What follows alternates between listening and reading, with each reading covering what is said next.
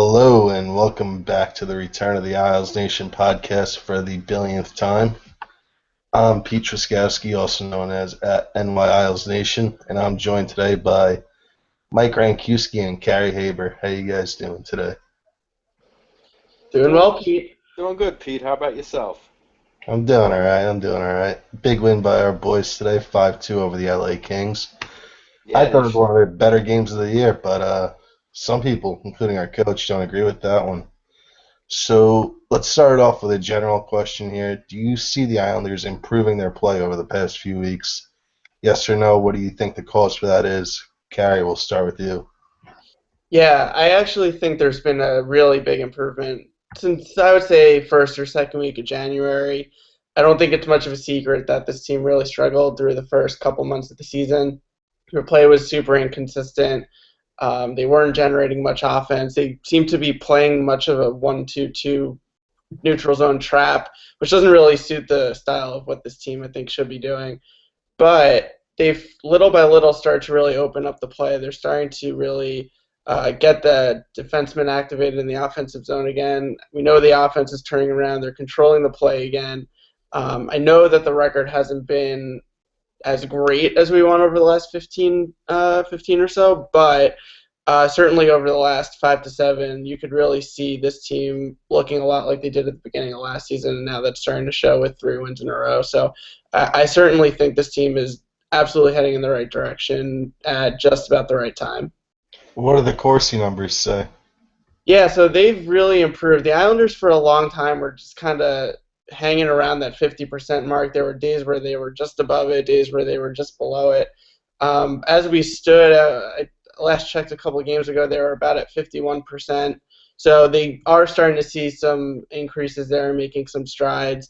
So certainly, if they keep playing this way, there's no reason to think that that wouldn't continue and that they couldn't finish in the top 10 when all is said and done. All right, Mike, we know your head's not stuck in a calculator, so what do you see in the Islanders? Yeah, no, I think it comes down to everything Carrie said is true, and I agree. It just seems like they're generating more offensive chances, but I think it's very simple. It comes down, I think, the first line with Tavares and Strom and Grabowski have shown some good chemistry the last couple weeks, which the team hasn't had consistently this season. They've been mixing and matching wingers with Tavares, and he clearly was struggling mightily up until the last few weeks. I don't think it was any secret, and you knew he was going to turn it around because that's what he does every season. But I don't think it's any coincidence that once that first line started to get something going on a consistent basis and be a consistent threat night in, night out, that the team has played better. Right. I mean, they haven't ripped off a 10-game winning streak again or 10-game point streak again. But as Carrie alluded to, I think just watching them on a nightly basis, you could see that they're starting to generate more. They're controlling the play more, and I think it all feeds off of that first line, especially when Tavares is putting pucks in the net and setting guys up. I mean, even the game when they lost on. Was it against Washington or Detroit? I forgot when it was, to be honest. But I mean, Tavares has had a couple beautiful setups for guys in slot, and they just couldn't put the pucks in the net. So I think he's playing better, and I think because of that, it's permeating throughout the rest of the forward group, especially. Do you guys think that it's JT just picking up his play, or do you give a lot of the credit to his new line mates, Mikhail Grabowski and Ryan Strome? Because it feels like right around this time every year, JT really picks it up, and it doesn't matter who's on his line. Last year it was Anders Lee and Josh Bailey. This year it's Grabowski and Strome. So do you think this step up by JT right now is just JT being JT, or do you think the line mates have a lot to do with it? Carrie, we'll start with you. I think it's a combination of both. I think Tavares, if you look at his game now from where it was a couple of months ago, it's certainly a lot more complete. But I also think that can be really driven back to the fact that the team wasn't playing much of an offensive style, which we know he really needs to play to put up the amount of points that he typically would. But I do think that Mikhail Grabowski being on that line has been a huge boost for him. I don't actually know if you guys remember this, but they tried this last year for one game, and I believe it was the game in at the Coliseum where Eric Nystrom concussed Grabowski. We didn't see him for like 2 months until the middle of the playoffs, and this was something that a lot of people were kind of hoping would happen with Grabowski on that line because he's been historically such a big possession driver, and he's a really good defensive player. And it seemed like it would be a good mix considering what the Islanders have as far as their forwards are concerned. And so the fact that they're trying it now and it's working, I think that's really exciting. I think that, just comparing their styles of play between the speed and the fact that Grabowski, especially Grabowski and Strome together, they historically have been really good. Just adding Tavares into that has made the first line extremely dynamic, like Mike was alluding to. Yeah, no, and I think, I think that the element of speed and Grabowski being able to carry the puck, and they're forcing defensemen back, and you even saw it today on the first goal that Boychuk scored. The Kings, the defensemen start falling back. Tavares stops. He has a little breathing room. He sets up Boychuk for a one-timer. That finds the back of the net. So. Yeah, I mean, I think it's definitely I know it's an easy answer, but it is a combination of both. I mean, Tavares was not going to, score 45 or 50 points this season. I mean, he's obviously too talented, to not be better than that. And historically, he's always, had that stretch where he just doesn't seem to, whether it's confidence and he's trying to do too much or whatever the case might be, where he struggles, and then eventually he snaps out of the funk and goes on a stretch where he gets 20 points in 12 games, which is, he's probably in the midst of that right now. But I do think Strome and Grabowski with him are a nice combination because I think all three of the guys can skate the puck in. It doesn't have to just be Tavares carrying the entire line. And, I mean, you can nitpick. You kind of wish either Strome or Grabowski was a better goal scorer, because then I think you'd really see Tavares' numbers, especially his assist numbers, skyrocket. But I just think now on a nightly basis, those three have become very dangerous. And to be quite honest, it's, with the trade deadline only a couple weeks away, it poses a couple interesting questions, and situations of, do they need to go out and get a winger now? That's kind of been the big, item that people always want to yell about, but with how they played the last couple of weeks, is it a necessity to get that first line winger for Tavares, or is this good enough? I mean, I don't know. I don't know what you guys think. No, I think that it's even driving the point home more now that that's exactly what they need. This team is good as constructed, but you can look up and down the roster. They're starting to control play, and it's good, and they've gone on a goal scoring outburst, as we know. But we also can't forget the first 45 games where, if they didn't have it, it just wasn't happening for them. And if you take a look at the guys that may be available at the deadline, Andrew Ladd, to me, is the guy that is the complete perfect fit to play next to John Tavares on the first line here.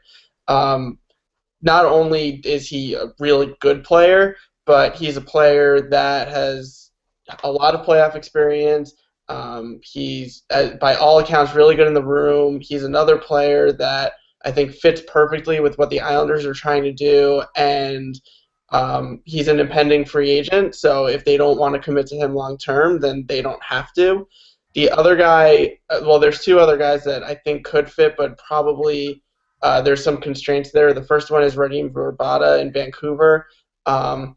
He's just, I don't think, as good of a goal scorer as what they need, but he'd certainly be a solid fit in the top six. And then the other one is Eric Stahl, but there is a no trade clause that he has, and Carolina is not technically out of it, and it is an in-division situation, so they may not want to do that. But short of that, I think Andrew Ladd is the real perfect fit for this team right now.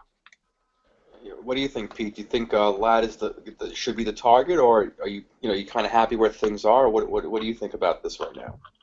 I mean, Ladd would obviously be perfect, but you got to consider that I don't think Winnipeg's giving him up for cheap. I mean, I think they'd love to re-sign him. I don't know if he'd fit into their cap situation or what, But I mean, Ladd would be a perfect fit for the Islanders. You think Winnipeg, you'd think that a trade would involve Travis Hamonic at that point. I don't know. I just don't see Ladd. I don't feel like a big acquisition is coming. I I think feel they have to do it. I mean, this team is going to have a lot of turnover this summer with Kyle Oposo potentially leaving. We don't know about Matt Martin or Franz Nielsen. Travis Hamonic is seemingly on his way out. To me, this is the perfect time where you take 1 year and really go for it. And I mean, you're right. They may want to sign him, but everything I've read is that they like did a little bit of a course correction, Winnipeg, where originally they were going to sign Ladd and move Bufflin, but now obviously Bufflin is signed, so they may turn around and move Ladd because Winnipeg is by no means anywhere near a cap team, and there's a lot of I guess worry that they won't be able to afford him. And to be honest, I don't even know if I would want to commit long term to Ladd. To me, this is a perfect rental situation. What do you guys think about Jerome McGinley? I know he's got another year on his contract. Expires next season. I think he's making like 5.3. And yeah, I think he has a no trade clause. So let's just leave that out for a second. Do you think because as Carrie said, Oposo, it seems by all accounts will probably be elsewhere next season. I think they'll re-sign Franz, but obviously you never know. They have other roster decisions coming up. Would you look to bring in a guy like Iginla, who, I mean, to be quite honest, I can't imagine it would cost a ton on Colorado, from Colorado. I mean, to get out of that contract, I'm thinking like a mid-tier prospect or mid-round draft pick or a combination of it. So, is that something that you guys would? I think he scored twice now. He's up to I think 15 goals on the season. He's obviously not what he was, but I think on most I think he's at least a 25 goal scorer with a decent center. And for only one more year, it kind of buys you like a stopgap, so you don't have to go out next this summer and go crazy overpaying for anyone on the market. What do you guys think of that? Yeah, so Iginla's interesting. It's tough to say because you kind of have to take everything that Colorado does from a non-defensive situation with a grain of salt. That's just the way that Patrick Waugh coaches his team. Um, I'm not totally sure that Iginla. I mean, we know Iginla doesn't have it like he used to, but I don't. I've watched a few Avs games. I don't know if he still has the skating ability to play with this team. I think this is a situation where it would be like what Pittsburgh did with him a couple of years ago, where you'd bring him in for the stretch run and kind of reevaluate. But with him making so much money next year and having to basically commit to that, if Colorado would eat some of that money, maybe. But if they don't, I don't know if I'd go there. I have a name for you guys, and it'll tie into the whole Islanders trade deadline thing and what we're going to do with Kyle Oposo and Franz Nielsen. But how about Mikkel Butker from Arizona? He's Danish, as we know Franz Nielsen is. He could be your Oposo replacement. You re-sign Franz, you pair him up. Probably be Well, cheaper than Oposo. And you I bring think him in as a rental for the playoffs, and you stick him in the top 9 and get some more scoring. Yeah, I mean that's an interesting name. I mean I think he's like 26 years old. I mean he is on an expiring contract. So again, what is Arizona looking really to get from him? Um, I don't think he's going to be worth a first round pick or a top tier prospect by any stretch. But you know when you have a 26-year-old who obviously has some offensive ability, things get crazy around the trade deadline. It only takes one GM to think they're one piece away and can start bidding up the price essentially. I mean, he's never been a 20 goal scorer. I know you could project his numbers. I think last year he had like 14 goals in like 50 games or 45 games, so you could project it. He's at 13 this year, 35 points total going into this evening. Yeah, I mean it's not a bad option, but again, how much is he going to cost? Is he going to cost you a Scott Mayfield type? Then yeah, I'm absolutely fine trading that. But is Arizona going to kind of get stubborn, or are teams going to really bid up the price, and then you're looking at trading away? They want a Michael Del Call instead, and I don't think that's worth it. Yeah, so I agree. But I'm not sure what his value is going to be, but he's certainly like one of those guys that's like not top tier, but not second tier. He's kind of in the middle of that, and like when you take all of that into account, like he's one of those guys that like what you're saying like could really start a bidding war because you know there's likely going to be a lot of interest with him. But in terms of hockey, the one thing I always think about when I think of him is speed. I think he really would fit this team pretty well. From a stylistic standpoint, the only thing that I get concerned about is the same thing that I would get concerned about with a guy like Verbata, which is, is this guy going to be able to score enough over the 30 game period, end of season plus playoffs, to make it worthwhile? But see, This is a guy that I'd like to target in unrestricted free agency because I think when you take like a long-term macro view at what he can provide, I think it's worthwhile. But is he exactly what we're looking for over, a short time period? I don't know. And this goes back to one of those things where I have no doubt that he could help this team, but is he a needle mover for this team or is he just a good yeah, supplementary and, player? and and I think to be quite honest, I think the reason why I like a guy like Aginla or a guy like Andrew Ladd, as you mentioned, I think this team needs a little bit more physical forwards up front. It's not to say we're going to turn into the LA Kings, who have essentially they have 10 forwards who are all 6'3", 220 pounds or bigger. But I think we saw it last year in the playoffs with the Capitals. Those bigger bodies. It was a physical series. Yeah, we have a lot of speed, but it turned into a real ugly series as far as it was grinded out series. It wasn't high flying, and I think you know looking ahead, I think that's the type of player this team could need. I mean, if Nikolai Kulemin could ever hit the net, he would be a great playoff performer, or he'd be a real good answer to that. But he's obviously not a big time goal scorer. I really think this team needs a little bit more size up front, um, in the top nine or even the top six to really be a dangerous threat. Because I think right now we can skate with a lot of teams. I think we can, you know, uh, play defense with a lot of teams. But I think if it gets to an ugly series where it's a lot of big, a lot of just close in against the boards type play, I think that's where we would struggle over, in a 7 game series. Yeah, so if they get matched up with Washington again at any point, I think you're right. I think we saw last year that that series obviously turned ugly, and I think for what it was, a lot of the guys really did hold their own. And to your point about Kuhlman, he played with John Tavares for most of that series, and I don't think that was by accident. I think they had in mind exactly what you're talking about, where big body can throw his weight around and hopefully he can score. Um, and to your point, if they do get into one of those series again, the team's not really different from what it was last year. So, can they withstand that again? I don't know. It's tough to say. They didn't have Travis Hamonic last year. Um, could he have made the difference? Potentially. And if that's the case, then maybe you don't need it. Like, are we?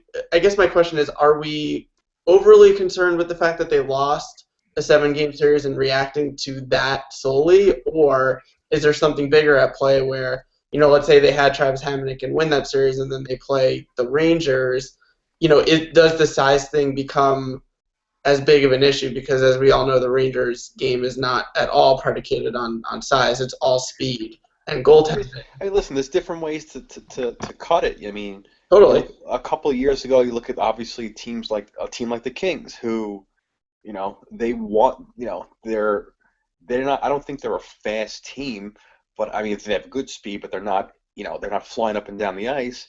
Obviously, you saw it tonight. They get down low and they just grind you out, and they have a Hmm. lot of big forwards, and it's just a different style. I'm not saying we have to overreact because of what happened last year, but I think ultimately, you know, Washington is going to win the division, and hopefully, if, if all if things stay the course how they are now, the Islanders will be in that 2-3 matchup with the Rangers. yeah, I mean, yes, the Rangers don't have that. They're not as big physical team um, up front and with their defensemen either. But if you eventually want to get through the East or at least make a lot of damage, I think you have to look at it. It's like, can we get another piece that if we have to face Washington down the line, we have another big body. I mean, Washington clearly got better from last year. With their off-season acquisitions, they lost a couple of guys, but they go out and they trade for T.J. Oshie and they sign Justin Williams. I mean, who are not, they're not going to score 30 goals in the regular season, but come playoff time, it's another big body they got to deal with. And obviously this year, their team's phenomenal. So I don't know. I just think I think we have a lot of speed. I think we have a lot of skill up front. I think what we need is a little bit more tougher skill. And I know that's probably, I'm sure there's people like, yelling at me to say that, we need to be tougher and, it's like an old school type of statement. But I think in the playoffs, I think they need a little bit more, big bodies up front. Not to say that the current group can't handle it, but they did lose in the first round last year. It's different if they said they won a round or two and then, we came back with the same lineup. I don't know. Pete, Let me ask you a question. Yeah. Because, is this like a higher level conversation where the Islanders or us or both just aren't sure exactly what they want to be? Because, the example that you use about Los Angeles is right. I mean, they're a huge team. They grind it out. When they make acquisitions, they're acquisitions that fit the style that they want to play. Chicago is the same way. They're all speed and skill when they make acquisitions. They're guys that generally can come in and play that style. Same with the Rangers, speed, whatever, when they make acquisitions, same thing. Are we just unsure, like, what's successful? Are we unsure what this team is? Like, are we, like, worried that the guys aren't what we thought they were? I mean, this to me is, like, a higher level question, which is, like, okay, was the first strategy wrong? And should we go? I see. I don't think necessarily that, I don't think we have, like, you could point to certain teams like you just mentioned, say they do this really well, they're great at this, they're great at that. I think we have a lot of good pieces, especially up front. I think there's a lot of talent. I don't know if we're an elite skating team. I don't know if we're an elite possession team. I don't know if we're an elite physical team. I think we have a little bit of everything scattered throughout, and which is fine. That doesn't mean you can't win with that. I just think I don't think we're going to become a much more skilled team up front between now and the deadline. I don't see us making a move that's going to, like I said, move the needle that much. So if we're going to make a move at the deadline, I think we have enough skill to be, to hang with teams like the Rangers, like the Penguins, like Tampa. If it gets to that point, what I think we also could use, though, if you mix in a little bit more of that, physicality, so you can almost play a different. You don't have to be wed to one style. I like the fact that Washington, they have a ton of skill, but they have a ton of big bodies. That's why that's why they've been so ridiculous this year, and including their goaltending. But they can adapt to any style, and I think come playoff time, I mean, that's why they're going to be such a tough out. Is they could play a skill game, or they could play a grinded out game, and I think we're closer to that stylistically, where we could be more of a hybrid, or we should be more of that, than just saying we're going to be a great skating team and a great skill team, because we have skill, we have some speed, but I don't think we are elite at that point. I don't think we're going to get there. I think it's easier to go the other way and get a little bit more physical, up front, and be able to be a better hybrid mix of both. Yeah, so like what you're saying is like an asset is actually what I find to be somewhat of a concern in like a weird way. If you think about it, the way that this team was sold to us, and I think the general media and whatever, was that we are a really fast, really skilled team. And now, we're midway through season, let's say 2 or 4, if you want to include the 2012-13 season, where we all agree this team does have skill and does have good skaters for the most part, but now it's like, oh, are we missing this? Are we missing that? And like to your point, we might be, and that's where I get a little bit worried in the sense that, okay, now if we're going to switch course and become something else, and if we do want to become more of a physical team, then why aren't we going to sign Kyle Oposo, for example? You know what I mean? Like if Well, see, we're I don't necessarily think it's like we're going to switch. We're going to throw up our arms and say, okay, we're not being a speed or skill team anymore. We're going to do something else. I think as I said, I think we have those elements. I don't think we're elite in those elements. Whereas I think some other teams, I think Tampa has elite skill and speed. I think like a team like Chicago has that. Um, I think a team like Washington has that, but I think Washington also has kind of the elite physical side as well. I think it adds another element. If we're only to me, if you're only going to play one way, I mean, clearly over the last year and a half, we've been a very good team. But even this year, we're not guaranteed anything. So I can't sit here and say, well, the style we played for the first 53 games of the season is the 100% the best way we can do anything. I would like to add a little bit more of another element or supplement that because, again, Anders Lee is a little bit of a bigger body, but he doesn't, he's starting to use it better, but he's not going to run over guys at this point. The fourth line, they're physical, but that's what most fourth lines are. So that doesn't really separate us. I'd like to add a little bit more physicality in the front in the top nine, so we can, play a couple different styles if it gets to it. Because I mean, listen, we saw it last year in the playoffs with injuries. You get a couple bad injuries, and guys are getting inserted into the lineup. I just think we need to be ready for that, and that's where I guess the question of depth comes in. I don't know, Pete. What do you think, Pete? I think I get what Mike's trying to say here. If you look at the Capitals, they could beat you with skill, with Kuznetsov, obviously, Backstrom, Oshie, but you could also play a bigger style with guys like Ovechkin and Chimera and all that. You look at the Blackhawks, they obviously have the skill with guys like Kane and Keith and Taves and Panarin. And you also have the big guys like Shaw. They used to have Saad who could play a chippy style.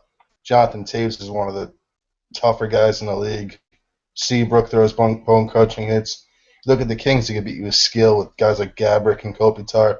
Then they have guys like Brown and Lucic that can just really make it terrible for you physically. So what Mike's trying to say is we gotta get both here and combine them to be a much better team that can match up. If we play Tampa in the first round, we could skate with them. If we could play Washington in the first round, then we could stand up to them physically. Basically, just trying to improve our team that way rather than just focusing on speed or skill, just expanding what we have. But is that what you're trying to say, Mike? Yeah, I mean, I think that pretty much summarized 10 minutes of me rambling. No, but this is good. No, this is a worthwhile conversation because I think you look at the team, and I agree with you guys that we are missing something, and that's I think what kind of started this conversation, which started at goal scoring. But I think we all agree that we want a goal scorer that has a little bit of an edge, maybe, if that's something that we could get. And the reason I brought up, the bigger identity question is really more so because if you take a look at this team and the guys that are likely to be on the team next year versus the guys that aren't likely to be on the team next year, it's kind of a fundamental shift because the guys that are rumored to not be back next year are all those, heavier type style players, whereas the guys that are going to come back aren't that. So, to me, I think when you take a look at this team and you want to, and for me, this is like, I have to reiterate, like, this is the year where I think they should really go for it because this is likely the last year that this core that we were sold on in full back in 2008 is going to be together. To me, this is the year to go for it, and this is the year to bring in the highest quality talent that you can bring in with on the side. So I think this is where the prioritization is different. But on the side, yeah, I would like them to be a bigger body. And again, this is where we come back. Oh, Andrew Ladd is the perfect fit, and here's why. But to me, like, just because this is likely the last year of these guys being together, this is where you really have to go for it because now next year we're entering that new. I mean, yeah, it's still the Tavares era, of course, but now it's Tavares, Nelson, Strome, DeHaan, with some other prospects coming versus Tavares, Nielsen, Oposo, Hamonic. It's a pretty big shift. I think what we're thinking about here is when Garth made the trade for Ryan Smith in 06-07, and there's some similarities in that team. If you remember, we had a lot of pending free agents with guys like Jason Blake, we had an older team with guys like Sillinger and Kozlov, and there probably thoughts of us already buying out Yashin. And we had one of the better goalies in the league in DiPietro at that time. Hold your laughter. He was actually really good. I will fight to the death on it. But He was very good in '06, '07, and '07, '08 before he got hurt. He was very good. Thank you, Mike. He was, no doubt. And so, I mean, you look at our goaltending now, it's similar to that. It's very good. I saw actually that we had the second best goalie duo in the league that both played at least 17 games today. And you look at guys like Posto and Nielsen who are free agents, but the difference between that team and this team is that team had absolutely nothing in the pipeline. And this team, you got guys like Pulak, Del Cole, Hosang, Barzal. So I don't know if Garth's really willing to mortgage a lot to make that move. I keep thinking we're going to get a chintzy name. I mean, Mike already brought up Iginla, Booker. I just went through the list and I found these names, and these guys sound like someone the Islanders would be interested in. I don't know if what you guys think of these names, but I got 5 for you. Chris Versteeg from Carolina, Yuri Hudler from the Flames, Alex Tanguay from the Avs, P.A. Parento from the Maple Leafs. And this is a wild card, but he kind of fits what Mike was saying. He has playoff experience. I don't know how realistic it would be to get him because he's played his whole career for one team, but it's Shane Doan from the Coyotes. I love the Shane Doan idea, but I like you said, I don't know if he waives the no trade to come here. But I mean, honestly, like the other 4 guys that you mentioned, they're just not that interesting to me. To me, they're not needle movers. Hudler is the only one that I think comes close to that. He's a really good player. We know that. P.A. Parento obviously has experience here too, so I guess he would rank second on my list for that. But to me, like, you bring in like a middle 6 forward, to me that amounts to what would be a depth move. Yeah, no, that's all it is. That those guys, I mean, yeah, there's nothing wrong with them now. I mean, the only interesting way I can see it, where the Islanders would, make that move, and I think long term it might make sense is if they're gonna bring in, like, let's just say Hudler, who I think he's a free agent at the end of the season, and as a straight rental, and you're probably not gonna give up a ton for him, but let's say you sent him, and I know he's a favorite of in some analytic communities, but let's say you sent him Josh Bailey, and you got rid of his salary, the 3.35 or 3.25, whatever the exact numbers are. Now, if you say, okay, we're going to let Hudler walk at the end of the season, regardless, but we're going to take that but because we saved $3.25 million on Bailey's salary, and now we're going to throw it, put it towards an Oposo, or put it towards signing, his replacement, or Franz Nielsen, then I could see that making sense. But yeah, as Carrie said, I don't think any of those guys really. It's not bad to have depth. I don't think that any of them are awful acquisitions, but I don't think this team's going to go from a second, third, seed, and maybe they win a round before they're really underdogs to they got a legit shot to come out of the East and make some real hay in the playoffs. And who knows, maybe that guy's just not available. But I don't know if Versteeg or Parento. I don't know. I mean, Doan's interesting, but as Carrie said, and Pete, you mentioned too, it's would he waive his no trade clause? Would the organization even put him in that spot to consider it, considering he's been there for the last 20 plus years? I'm not really sure. You know what this actually reminds me of? This conversation way back, and I just looked this up because I wanted to be right about this. But in 2009, 2010, Washington Capitals had a really good team, and everyone expected them to go far in the playoffs. And I think to a degree, they in their life cycle are very similar to where the Islanders are right now. Again, this was 6 years ago, but I think the similarities are somewhat there. And what Washington did at that deadline was they made 4 trades. And the 4 guys that they acquired were Scott Walker. I don't know if you guys remember him, second, third liner. Mm-hmm. Eric Boulanger, same thing. They reacquired Milan Jurchina before he came to the Islanders, and then they did the same thing with Joe Corvo. And like those guys, they at the time they were decent players. They were depth for that team. Did they really move the needle? Not really.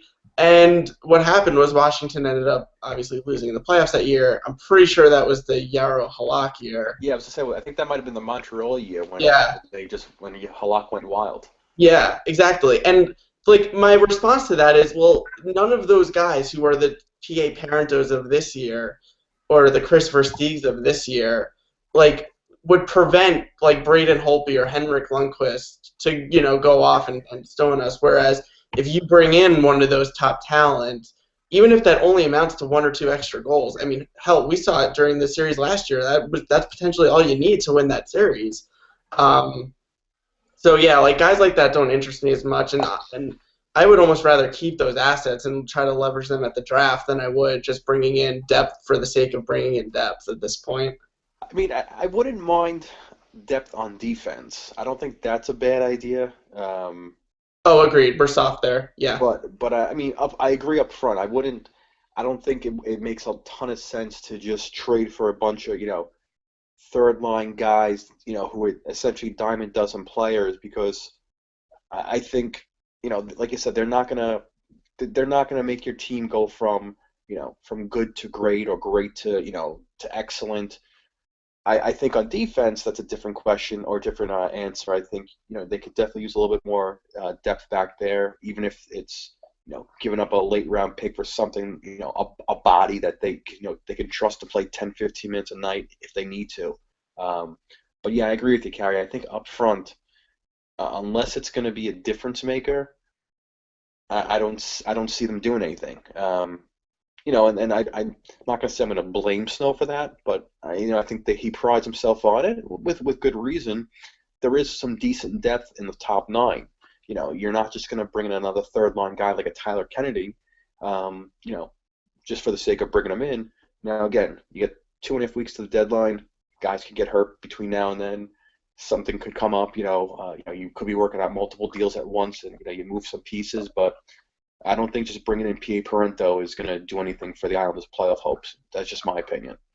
No, and honestly, this is I have no inside info obviously, but if I were guessing, I really do think that Snow is going to try to make a big move here. That's complete speculation, but I just Uh-oh, start the rumor. Peek, get the rumor out. Carrie said it.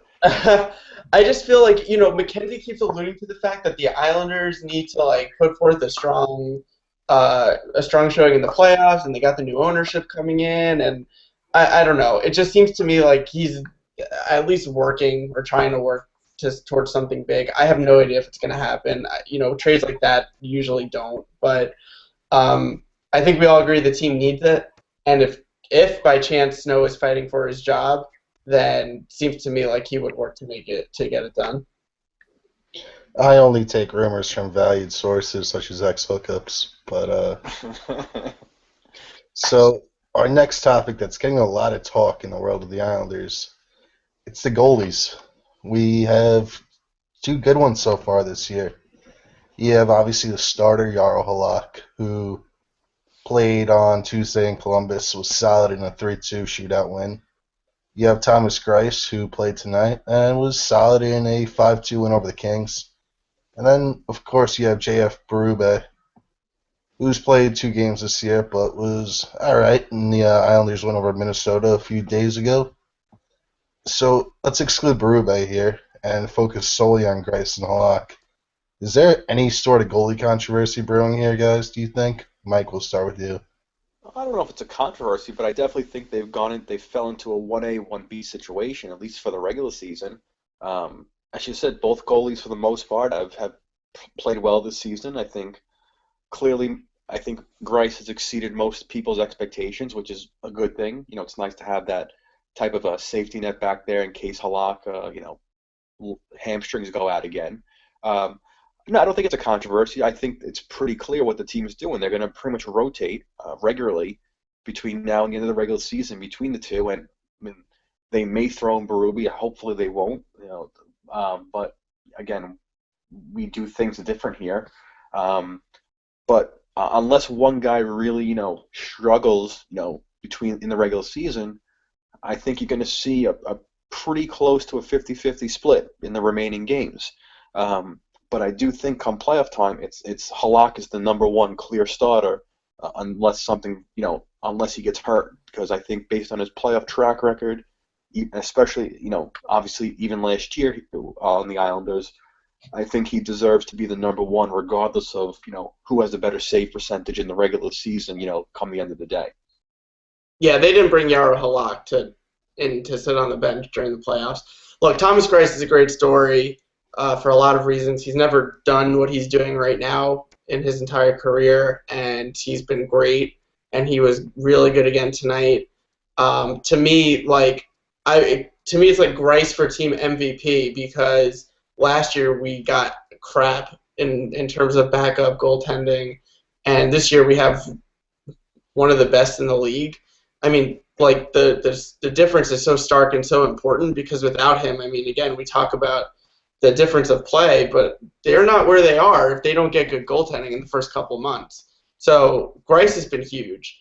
And the fact that, Greiss may end up playing 35, 40 games and doing it, seemingly effectively is great for this team.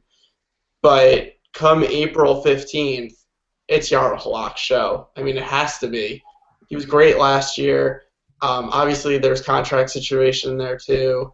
But to me, I don't really care about his win-loss record. He's been solid for most of the year. Yeah, he's had a little blip over the last couple of weeks, but don't let that fool you. Guy's a number one goaltender, and to me, there's no controversy. This is just the Islanders being in a really advantageous position to leverage both of their goalies in the regular season and not burn them out. You make nothing of the fact that Halak, if you count overtime losses as losses, is 13-15, and Greiss is 16-8. You make nothing of that. No, I mean, that's kind of unfair. I mean, they beat Edmonton 8-1 with Greiss the other night. I mean, sometimes just I think I mean, we played against the Kings tonight. I mean, I'd have to look back, but I would imagine Halak has probably had the tougher competition, at least on paper. But no, I don't think that the fact that he's 13-15 is should be held against him. I think for the most part, Halak has played well. I mean, he's obviously had his moments when he's struggled, like any goalie will. I mean, look at Henrik Lundqvist this year. Not to say that the two are comparable, but he went through a 6-week stretch where he was, if you didn't look at his name, you would look at his stats and say that goalie's probably the worst in the league or one of the worst in the league. So it happens.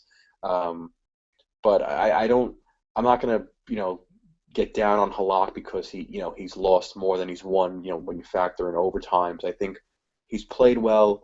I think most nights he gives the team a real good shot to win. And yeah, I just think that the Islanders right now are in a good spot with both goaltenders.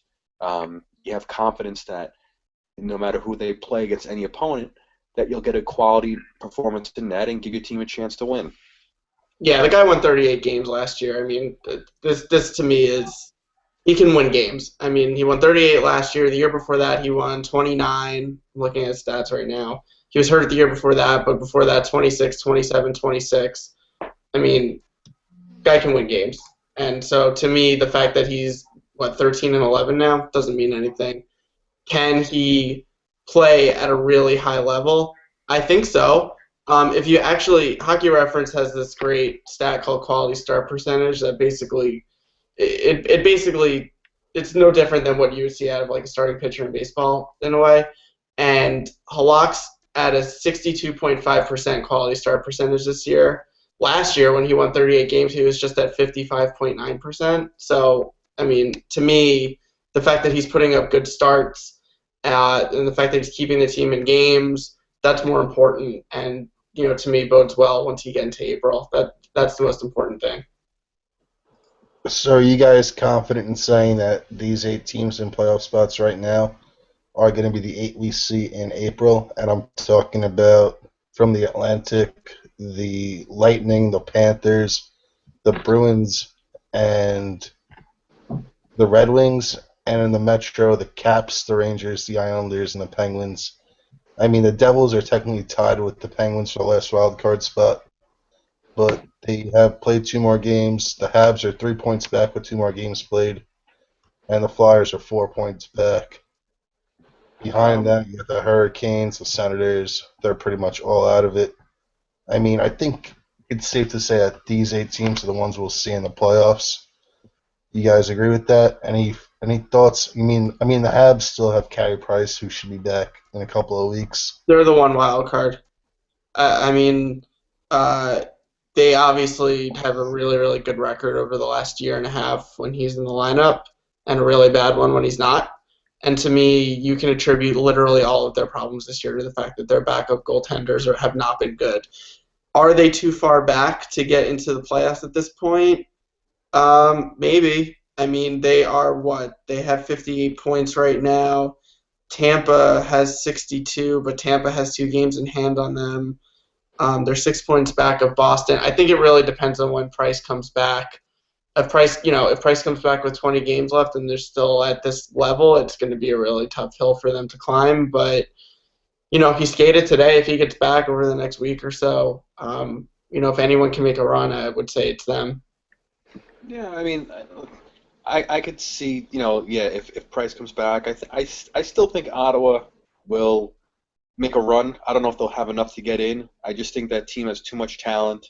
I don't even care about enough, to be honest. I just think that they have a lot of talent. They have a lot of skill, and I think that they'll put somewhat together and they'll get close. Again, I don't know if they have enough. I don't think if they have another run like they did last year in them, where they won 25 of the last 26, whatever the hell they did, something stupid. Yeah. Other than that, I mean, Philly's only 4 points away from the Penguins with the same amount of games played. Steve Mason's been good this year. So maybe they can at least make it interesting. But I would say the 8 teams that are currently in playoff spots now, I'd say I give it a 75% chance these are the same 8 teams you'll see come April. I think things might shift around as far as seeding and who plays who, but I'm pretty confident that these 8 teams will be there come middle of April. Yeah, I more or less agree with that. I mean, Ottawa is a weird team because they have a lot of talent. I mean, Erik Karlsson Erik Karlsson might be the most valuable, like literally the most valuable player in the league because the guy plays 30 minutes a night. He's like 4th in the league in scoring. He's just ridiculous. Would you trade Tavares for him? Oh my God. um, like all things being equal, contracts, that whole thing, maybe. I mean, he's really good. Pete, what about Pete? Would you trade him? Would you trade Tavares for Carlson? No, who's playing first line center for us? Strome? Well, so wait, so that's the thing. That's what Ottawa's missing. They don't have any high-end forwards. They have good forwards. Mike Hoffman's good. Stone's good. They have really good forwards, but they don't have. If they had a Tavares, like they would be a playoff team for sure. You're asking me if I'd take a first line center of Franz Nielsen or Ryan Strome and a top 4 of Carlson, Boychuk, Leddy, or Hamonic, or a first line center of John Tavares and a top 4 of DeHaan, Hamonic, Leddy, and Boychuk. Well, wait, hold on. You're not going to have Hamonic next year. Let's be honest. You're not going to have Hamonic next year. Listen, I'm not saying I would do it either, but I would think about it. It wouldn't be something I hang up on right away because I'm thinking, hey, I got Strom, I got Nielsen, Barzal, hopefully, coming up in the next, let's say, year and a half, 2 years. And yeah, I mean, let's be honest. I mean, Carlson, was he 25 years old, 26 years old, and he was drafted the year before Tavares. So he's not obviously, it's not like he's like 32 or 33 at the end of his prime. I don't know. I mean, again, not saying I would do it, but I probably lean towards I'd rather have Tavares, but I just read a stat about Carlson where, not like right now, but a couple of days ago, where if you like adjust for eras and stuff like that, this guy is literally putting up, like, relative to the rest of the league, numbers that Bobby Orr did. Like, not even exaggerating. Like, what he's doing right now is so beyond the realm of what any defenseman, literally any defenseman, has done in years. To me, this is the question. Like, do you prefer a number 1 center or a number 1 defenseman? And everyone's answer will be different. But I just, like, to me, like, this is by far the best defenseman in the league at this point. Like, if he doesn't win the Norris, it would be a joke. So if you put that to, like, if I was look, I don't want to compare the Islanders situation to the Senators situation, but put it this way: if I was starting a team and I picked John Tavares with my first pick, and someone offered me Erik Karlsson for him right after that, I'd probably take it. Who wait, Enough with the hypotheticals. who'd we take in the first round of '08 instead of Carlson? I forgot. Who'd we take instead of him? That would be Josh Bailey. Oh, okay. Oh, so you mean we could have had both? Oh, okay. Well, hey, listen. We at least we got Josh Bailey out of the deal. Yeah, Two, two, whatever. 2 more points for Carlson tonight, by the way. He's so And good. Josh Bailey played a good game. I noticed him like once. Uh, listen. Yeah, I'm not going to get into hypotheticals, but it just I mean, yeah, Carlson's just stupid out there. It is ridiculous what he does. Um, So can we talk about Josh Bailey? I mean, I started liking him again for a little, and then like, is he even on the team anymore? Like, I don't know. You couldn't be more invisible and like. Well, that's the problem. Is he doesn't do anything noticeably well. I'm not going to say he does anything noticeably bad. He's there. He takes up space. I mean, I think in the past I've equated him to a number 5 pitcher in baseball, where he might throw 170 innings, and you just hope that he does enough. He's not going to be great, but you hope he has enough good that outweighs the bad, so at least he's not a net liability. And that's at the point where I think they are with Bailey. It's just that he's going to play because he's on the team, and he is one of the 12 best forwards they have in the organization, which is I respect. I think is fine. But I just don't think as long as he doesn't let up any goals when he's out there or make anything egregiously bad, I can honestly at this point I can live with no offense because I don't expect it. Just don't do anything stupid out there. And to be honest, he's the guy. If they were to make a trade and they didn't trade any roster players, I would think he's the most logical guy to get bumped. At least in my opinion. Now, the coaching staff might bump somebody else, but I think Bailey would be the most logical guy to get knocked down to a 13th forward role. But yeah, he's just listen. I used to scream about him because it was just frustrating. But at this point, I don't care anymore about him. He's on the team. I hope he does well.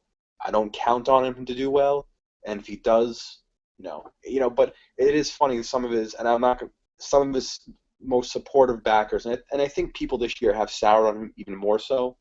But they're almost like the parents in soccer with their 5-year-olds. When they do something well, they kick the ball straight. They all go, "Wow, can you believe that? He kicked it straight!" Like they go wild. The same thing with Bailey. Oh, he made a nice dumping pass. Oh, wow, and everyone starts clapping, and like almost like a participation award type of thing. So, but I don't want to rant about him. Go ahead. No, I mean he hasn't. I mean, well, you guys know that I've been a Bailey defender for years, but he hasn't been good this year. It's actually been really disappointing. Like you, I don't care about the offense. The offense is literally what it was. I mean, he's putting up half a point a game, give or take, which is basically what he does every year. And like those players are valuable in the sense that if you're not overpaying for one of them, they're fine. And I think that's kind of what Josh Bailey is. Like he's fine. I'm just disappointed because, like you guys, I thought that last year was a really, really productive year for him. I was really starting to feel good about the contract, and now I'm in a situation where, personally, I don't hate the contract. I'm not trying to kick him out, but at the same time, if someone was like, "Hey, we'll clear some of your cap space so you can bring in, a higher end player," knowing that I had 4 prospects that are top 50, 100 prospects in the NHL coming in due time, I'd probably move him.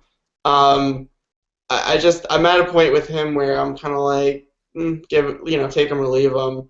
I don't think he's the 13th forward on this team just because I think that there's very clearly forwards that are worse than him and even worse than him in their roles. But I think that generally he's just kind of there at this point, like what you said. I wouldn't. To be honest, it's one of those things where I probably wouldn't have much of a reaction unless they traded him at the deadline for a third-line pick and stuck Steve Bernier in the lineup heading into the playoffs. That would be the one scenario where I'm like, that's not a good idea.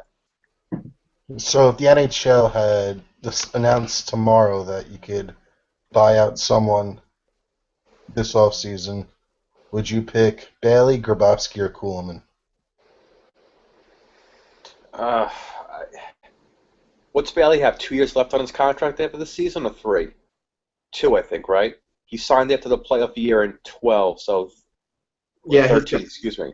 So two he's more. two more. So they all have two. They all have 2 years left then. I mean, I've said before, Grabowski's contract is the biggest thing holding this team back. I think going forward, as far as cap flexibility. But in the last few weeks, he's not a five. I don't. He's not a $5 million a year player that he's making. He doesn't have the. I don't think he has the numbers to support that right now. The production, which I know the possession is a good thing, but I think when you're making that much money, you need to be just more than a guy who drives possession. Um, I would lean towards Bailey, and I'm not saying that as a Bailey hater. I'm saying it is if Grabowski's going to play in this role in the top six and be effective, and we need more evidence, to be honest. Is it Tavares? Is it the line mates? But if you tell me today, I think Grabowski is more effective than Bailey in their roles, even though Grabowski makes more money and would give you more financial flexibility to re-sign players or acquire players. I just think that Bailey at this point, he could be easily replaced with a guy probably making league minimum money at this point. And I think that is the biggest thing for me, and I don't think he does enough enough production wise to warrant his salary. Yeah, so to me, the answer is Kuhlman because, okay, so when you're talking about buyouts, like if a player's making under 4 million, to me, they're not really hamstringing the team all that much. And that's kind of where Bailey falls in. Again, I don't see him as like this major hindrance. I just see him as like whatever. But with Kuhlman, you're paying 4 million for a guy that has like 15 points this year. His possession is actually awful. The team is much better, has been much better this year when he hasn't been on the ice. And the things that he does provide value with, which is the penalty kill, is an area where the team has actually a multitude of players that have penalty kill experience that aren't actually playing the penalty kill right now, including Ryan Strome, including Bailey, just to name two. So to me, I'm kind of in a spot where if you gave me a free buyout, and I'm like, I'm not really sure. Like this is an example of a player where I actually think that like the Bailey situation, you can fill this role with a player that's making significantly less than him, but compared to Bailey, you're actually saving or getting $800,000 back in return from that. And to me, if it is so close between the two, then I'll take the guy where I'm getting more money back and is also providing more offense, which Bailey does relative to Kuhlman. So to me, and frankly, if you take a look at the whole season, Kuhlman, in my opinion, has been one of the most disappointing players on the team. I don't know, Pete. What do you think? Which of the three is your would you buy out if you had a choice?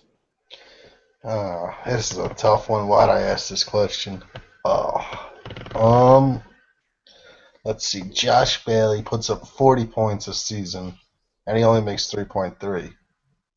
I mean, I think I'd have to go with Grabowski because 5 million is a lot of money.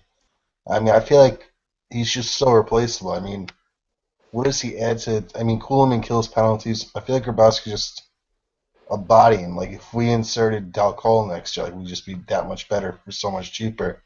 Yeah, I'm like, yeah. I mean, I don't think you're wrong. And it's probably the recent play of Grabowski in that first line that's making me not say him because I mean I definitely have been on the train of he's Grabowski's contract, and I think he even wrote about it that his contract is the reason why we're going to be have tough decisions to make on a Poso and Nielsen. So I don't think you're wrong. And again, I will admit it's probably just a little bit of recency bias on my end because the first line has looked good lately, and Grabowski has been a key factor in that. But I would I disagree with Carey. I would not lean towards Kuhlman. I mean, I think Kuhlman is a bigger body, is a good penalty killer. I agree his offense is never going to be support his salary, but I think he does enough other things well that the team, and he is a bigger guy that the team doesn't have a ton of. I don't know, Pete, I guess you convinced me. I'd go Grabowski, even though I just dislike Bailey, but I'd go Grabowski. All right, this was fun. We should do it again sometime in the next not 5 months. Yeah, maybe we should do this more often. This was good. Yeah. Any closing remarks? It's political debate season. They all get closing remarks. Anyone have anything to say? If I ran the Islanders, we would win the Stanley Cup. There Make you the go. Isles great again. Exactly. Make the Islanders great again. Well, that's just a promise that you're gonna have to deliver on then. Fire Garth, hire Pete. All right, that'll do it for us. Thank you for listening. Follow along on Twitter. Check us out on the web. And let's go Islanders.